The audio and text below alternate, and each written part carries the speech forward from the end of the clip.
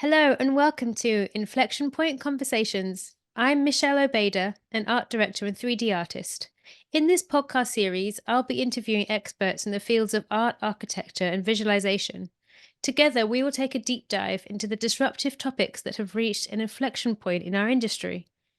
If you're enjoying this podcast, please take a moment to like, rate, and subscribe. You can also comment and give feedback. I'd love to reach more people and grow this amazing community. Today, I'm talking with Derek Chan. Derek is the founder and CEO of Red Leaf in New York and brings over a decade of experience in architecture and communication through visualization.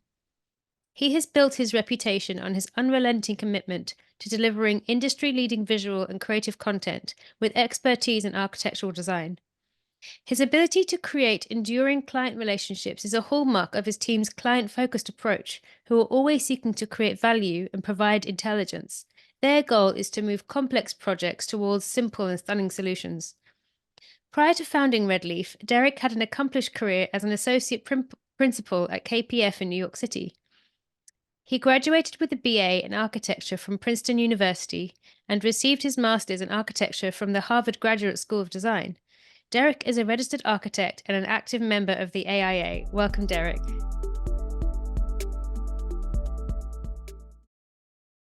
Hi, Michelle. Thanks for having me. Appreciate Thank it. you for coming on. That is one hell of a resume. Well, thank you. Yeah. Very impressive. Yeah. Yeah, let's get into it. I wanted to ask you, first of all, what got you interested in architecture in the first place? Architecture found me. Um, Hmm. I was all set to be a doctor in undergrad, and I, went through all the pre-med stuff, and then I took one architecture studio, and I fell in love with the whole process of. Um, I really like the creative process and the rigor. If you do architectural schooling, I mean, the rigor behind sort of creating an idea, creating something from that idea, and then having to present it and having a critique, like that process, I think is more rigorous in architecture education than anything else. And I fell in love with that process. And I mean, to this day, that's really how architecture works. I mean, you have to create, but then within bounds. And it's this challenge that I think most architects fall in love with to some degree. Yeah, Yeah. yeah, I remember. I feel like that kind of process of critiquing and creating was, I guess, takes you through all creative industries, doesn't it? I feel like it kind of translates to that's such a skill to learn. Yeah. And there's something about the architect that wants to, you have to think about other bounds and other opinions and other thoughts. I think that's a little bit, I mean, it's different than what an artist, pure artist does, although there's a spectrum. And I think most architects are somehow drawn to that sort of like negotiating between, their vision and some other requirements that make it more challenging. Yeah. That's my What opinion. made you want to start your own visualization studio after working as an architect at KPF? Yeah, well, even that's a good question. Obviously I went through a lot of architecture school and then was working professional. But even I remember very clearly my first ArchViz class, which dating myself was over 20 years ago, let's say. And we had a teacher who his name was Eric Schuldenfrei, and he brought us Max. And at the time there was no render engines, and you really had to fake everything. You had to break down a lot of how lighting worked. Like if you wanted you know cast light on the back of an object, you would have to put a light there to fake how light would reflect, because there was no real engines to render Mm, engines stuff. So but it was amazing to me to be able to create a CGI world. And at the time, even it was like a challenge there wasn't even a lot of 3D games at the time, video games. So it was a challenge to even like get used to operating in a 3D world, which, is now second nature to everyone. So that's when I fell in love with it. And then obviously I kept doing architecture, but all throughout my professional career as an architect, I'd end up doing renderings in the studios, and it's really exciting when you're in a studio and sort of doing the renderings. You tend to be like on the project pitches, and you're sort of like really involved, and you're sort of like always, if you're in a big corporation, you get to work with the principals a lot because you're really kind of making the vision, the thing that they want to show off to everyone. So that's super exciting. And then I think yeah. very natural to think, this is how I want to spend my career. This is how, creating that vision from disparate ideas that kind of sells the idea is something I've always loved and continue to try to push in the world. Yeah. Yeah, Yeah. I think that, how visualization as an industry itself is kind of young. And I guess a lot of architects really loved the visualization part of it. I know when I studied architecture, I wanted to make art. Mm, And I hadn't put two and two together until I heard of that, a little bit later in my career. I heard about visualization as as an industry. And then now, obviously, people can study architecture visualization, sort of getting straight to the point. But it is yeah. great to have a background, especially, you studied your degree at Princeton and then your master's at Harvard. So I mean, Mm, you have a great background, obviously, not just specializing visualization, I guess. yeah. There's something about, even in the teams that we, build here at the studio, there's something about if you have, a diversity of backgrounds is great to sort of create exciting work. But if you've had an education in architecture, an experience in architecture or interior design or something that's like spatial, there is something about ArchViz. I mean, I think that there's a sense of space and scale that is a little bit harder for those who might come from a pure gaming background or a pure video effects background that takes a little bit more to like, yeah, internalize that piece of the puzzle, I find. But Yeah. everyone So you comes. started. Yeah. Everyone comes from different Well, yeah, I don't points. want to. Yeah. There's great, artists from all walks. So I don't want to say that you have to come through architecture, interior design, but Yeah, just I mean, I've worked with lots of visualization artists who came from different backgrounds, and they definitely bring something different. And it's great if you can get a studio with a range. I totally agree. yeah, yeah, So you started your first studio about 10 years ago, is that right? yeah. That's right. That's right. It was a similar studio, but same thesis. That's always been committed to.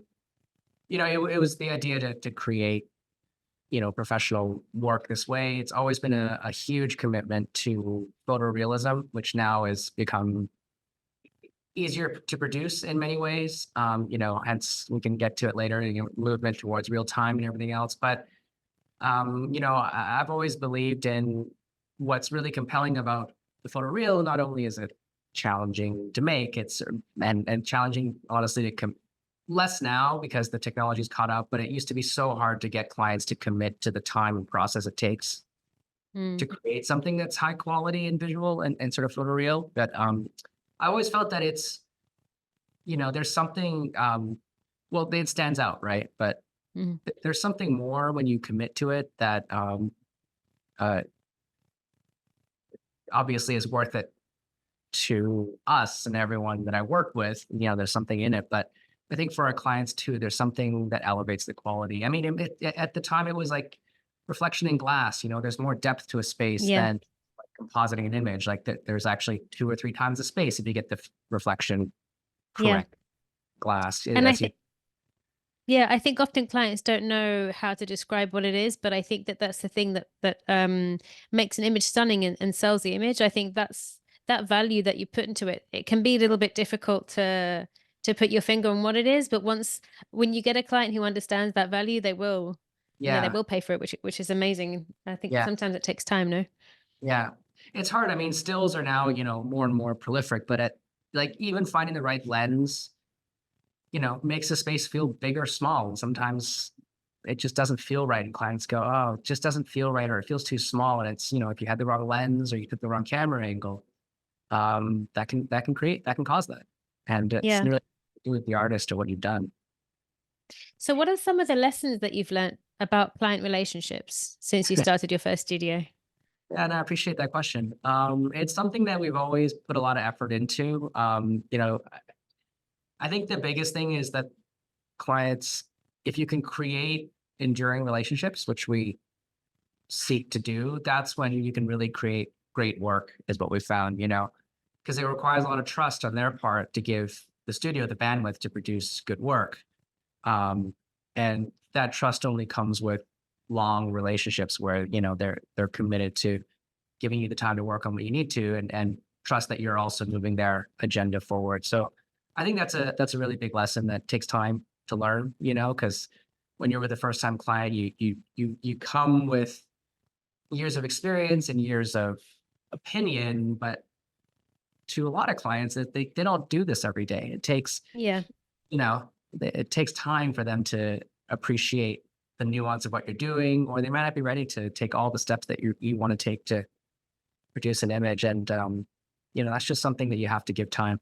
Trust that Yeah. they'll. I mean, So patience is something maybe, and yeah, and understand that at some point that like, or kind of hope that at some point, they yeah, will learn. You're teaching them over and over again. exactly. Yeah, and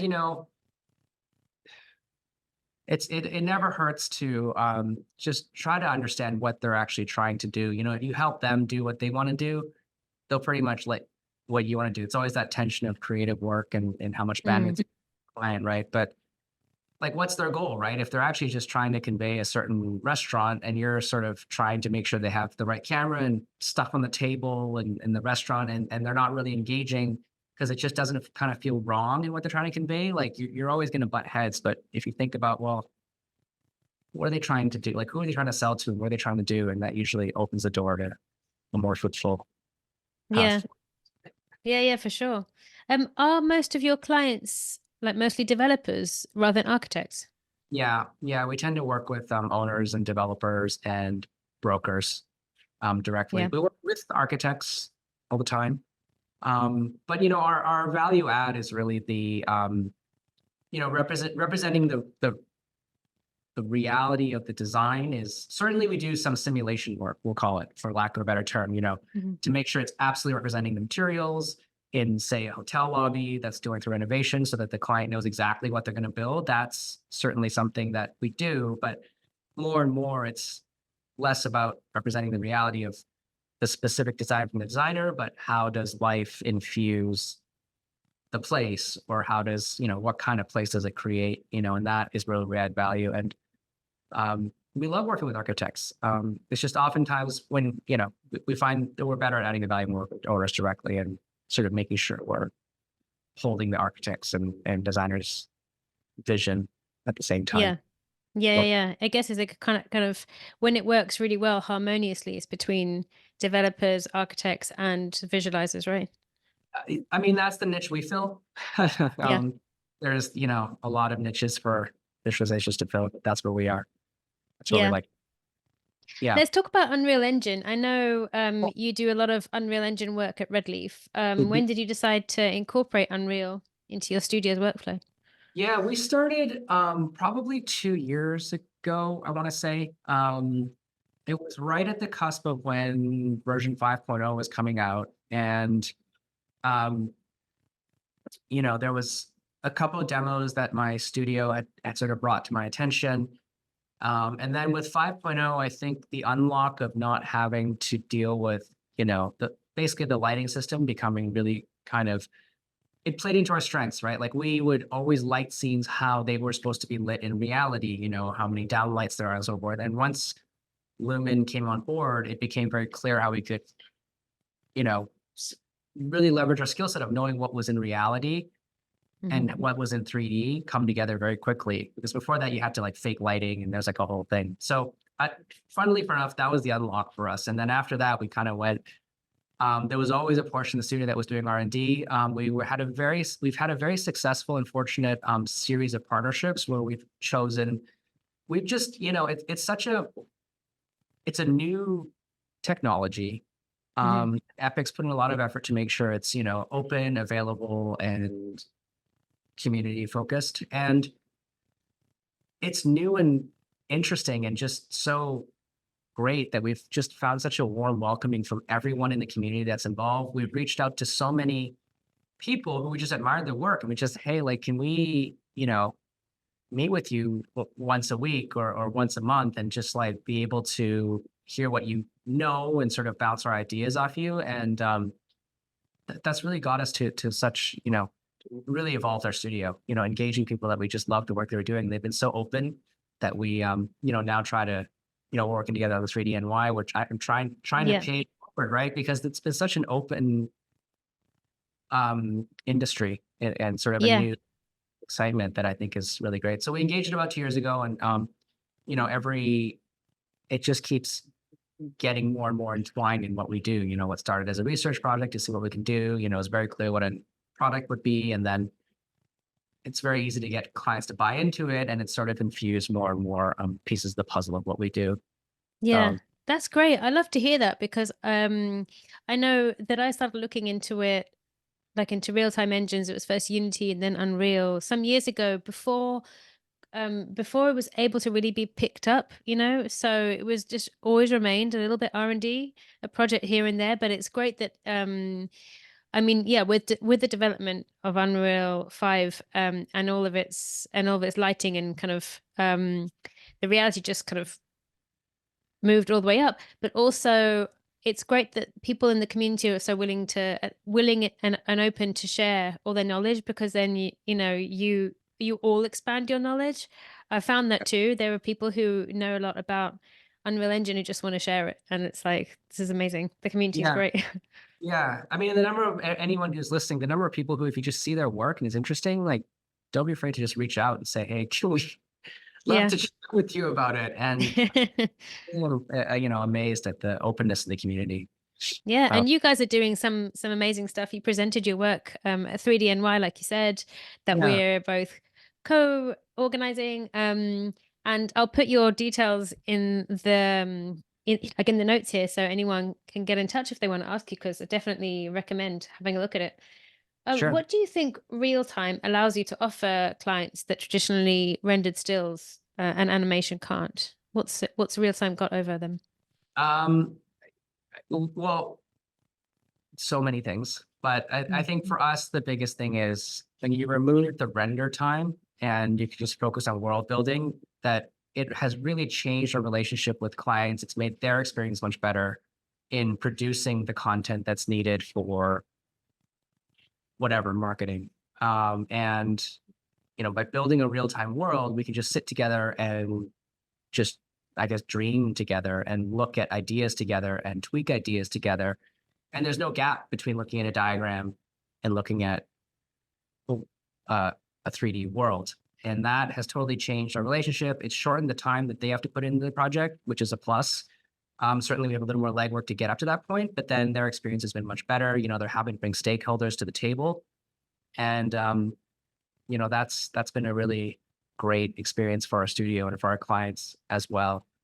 And then it being a real time engine, you can spin off.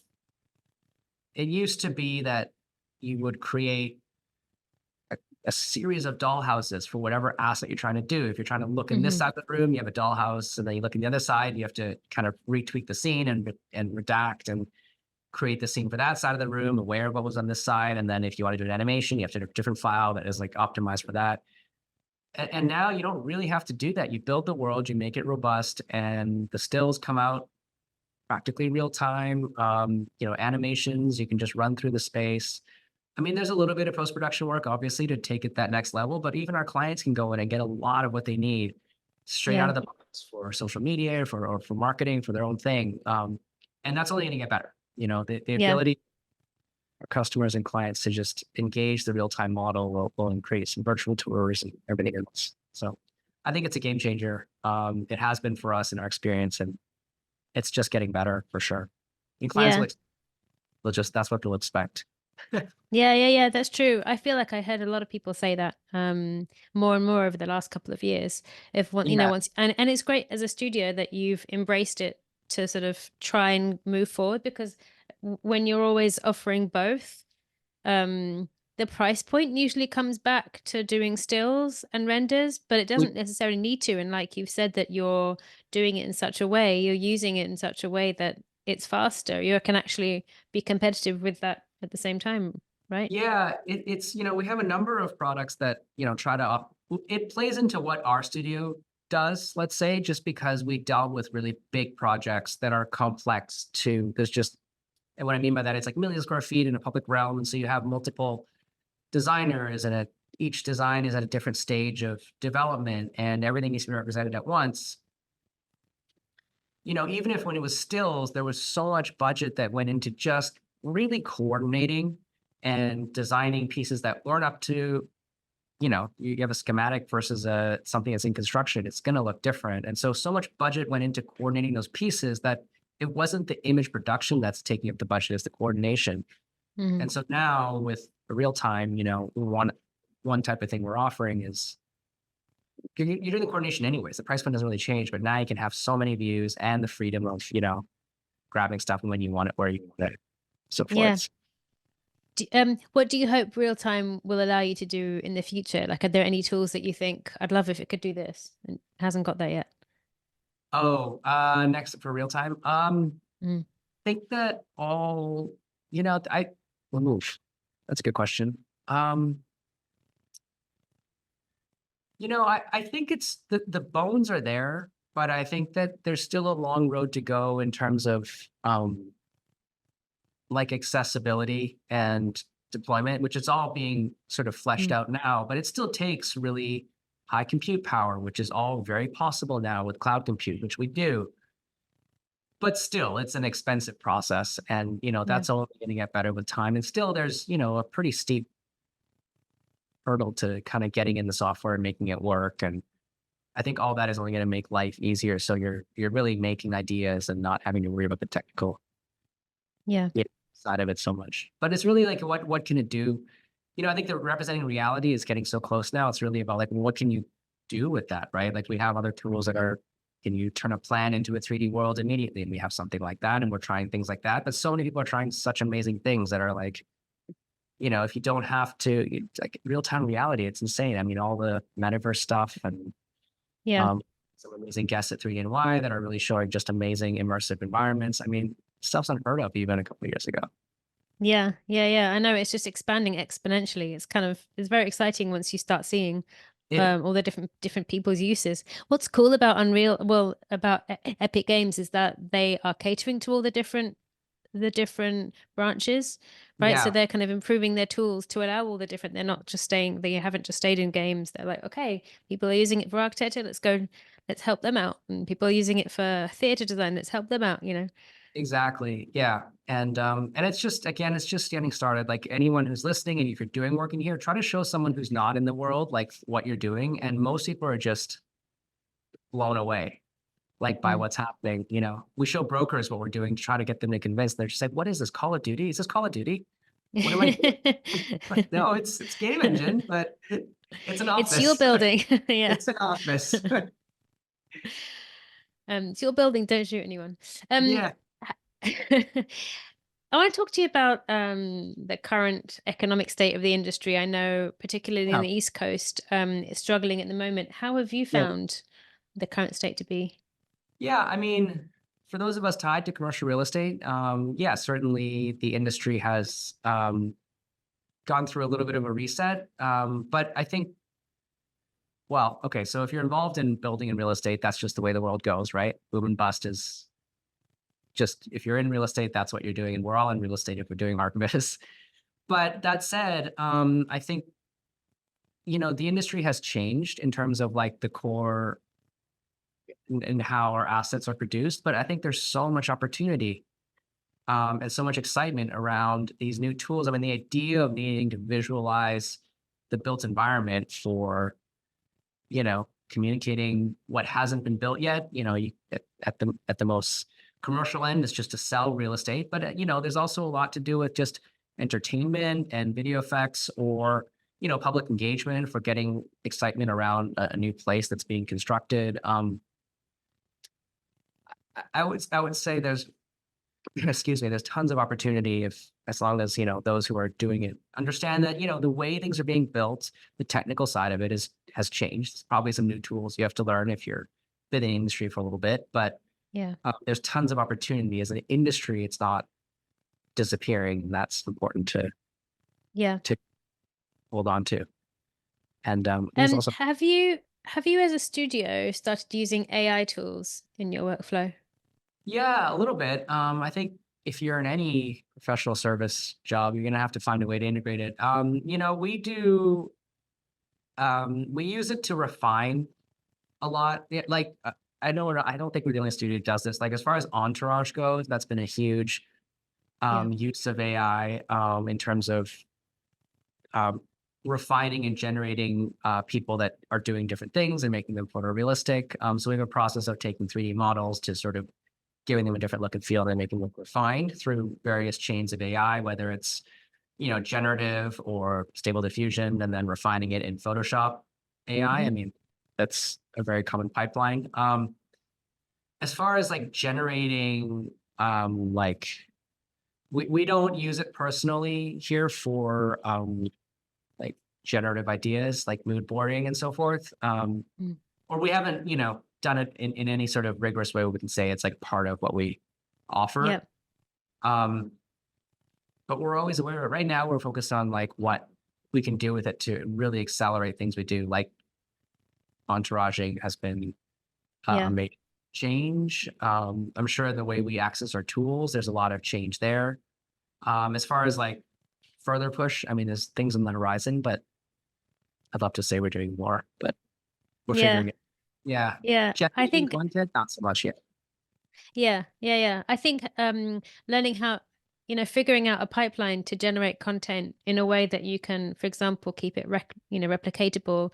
I think for architects to use it, there's a lot more uses at the moment than for visualizers, right? I mean, so far of what I've used, but I know that it's constantly developing and changing. It's kind of why I'm asking everyone these questions because I'm learning so much from everyone's experiences, and I think that's sort of what everyone's doing is just asking everyone else, "What are you doing Yeah. with it?"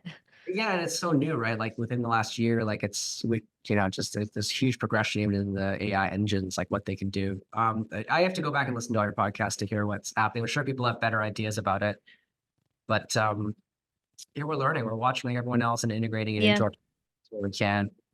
Yeah, we with the generation, like the pure generation of, I guess, like from new images. It's hard to do professionally as a studio because so much of what we do depends on being replicable, as you're saying. I think you yeah. mentioned that word, or revisitable. Yeah, the Replicable, like iterations. iterations. You could have a client come back to you in a year or two and ask for continuing on with something, and you can't just do a one-off idea and then move on. Like someone's going to return to that at some point. You might have to model it, and so they Mm. get stuck in the mood board. Yeah, and it's a little bit tricky at the moment too because tools are changing so much you couldn't possibly rely on. Even if someone came back in 6 months, you're like, I don't even know if I can open that on that program. Like Yeah, they're not stable yet, I suppose. yeah. But you certainly can't say we're not always trying to do more, and you Yeah. kind of it's not going away. Yeah. Do you think it's important as a studio to stay open-minded to new technology? Oh, absolutely. Yeah, I think the industry's shown it in the last couple of years. I mean, you're talking about, the state of the industry and sort of the Northeast and so forth, even the United States. I mean, the technology has enabled, you know, just tactically, it's very easy to create really beautiful images now, and therefore, a lot of the work to make images, for the vast majority, has moved offshore, and that's Mm. not coming back. Real time has changed the way you can produce. Then we talk about opportunities, and real time has really created opportunities to create high fidelity content that is in and visualizations that are in motion, interactive, fully immersive. And that's really where you kind of that's where there's value to be added if you can kind of produce that content, right? But if you're not doing one of those, then it does get a little hard. You kind of have to accept that the world technology moves the world forward, and you kind of have to stay Yeah, on. try and change with it. Yeah. What advice do you have any advice for any ArchViz artists who are looking for work at the moment? Yeah, I'm kind of touching on it now. I think the skill set has changed, so make sure you're up to date on tools that software bases that studios are using now, like Unreal Engine. I mean, there's a huge, and if you can, it would set you apart to have the technical skills. Like if you can do any sort of like programming that goes with it, that would also set you apart. Um, but these tools, the good news is these tools are so easy to learn. Like if you have a facility for 3D software, it's not hard to learn another one. There's so many resources to learn. I mean, we've Mm. talked about Unreal here a lot. I think for whatever reason they've sort of got momentum, and we like them, but you got to kind of watch out for what the softwares are. Just creating beautiful stills is probably not it's going to make it a little harder for you to find your next role if you're interested in the field. And then there's some fundamentals that never go away, you know, it like great art direction, a great eye, a great, you know, ability to communicate space and quality of light and so forth. That stuff never goes away. You know, the ability to curate that. I mean, I really will say curation because the creation of that content, the technical, if you can get one, it's easier, but two, you need the technical skills to leverage all the tools that are there.